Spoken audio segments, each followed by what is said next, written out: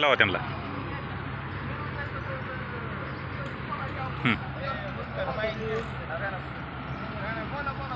आतापासून सगळ्या लोकांनी काय मार्गदर्शन केले. इकडे या की मध्ये. इथे लाईव्ह चालू आहे. मी काय जास्त बोलणार नाही. आत्तापासून जे वक्तीने मार्गदर्शन केले ते खरे मार्गदर्शन केले. मी थोडं 2 शब्द बोलणार.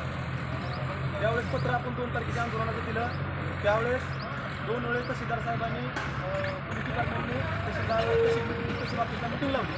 त्यावेळेस त्यांचं आम्ही मार्गदर्शनाखाली त्यांचं काय आम्ही काही गोष्टी ऐकल्या, परंतु कारखान्याला त्या गोष्टीवर त्याच्यावर अजिबात जाग येत नाही.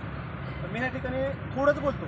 जर का आज त्यांनी 2 दिवसाच्या आत आम्ही 3000 रुपये दर तुम्हाला सोडतो असं जर लेखी पत्र नाही दिलं तर कारखाना बंद करण्यात येईल आजच.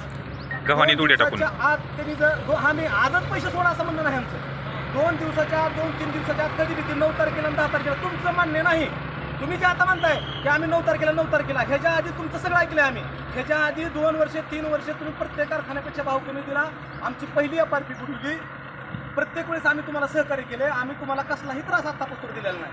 परंतु तुम्ही आत्तापासून पोलीस डिपार्टमेंटचं ऐकलं, तहसीलदार साहेबांचं ऐकलं, परंतु तुम्ही तुमचं गेंड्याचं कातड आहे. त्याच्यापेक्षा ते तुम्ही अजिबात ऐकायलाच तयार नाही. आम्हाला दुसरं काय ऐकायचं नाही. तुम्हाला ह्या 2 दिवसाच्या आत तुम्ही पैसे 3000 पैसे सोडलेलं आम्हाला अर्ध्या तासाच्या आत पत्र आम्ही नाही दिलं तर आम्ही कारखाना बंद ठेवणार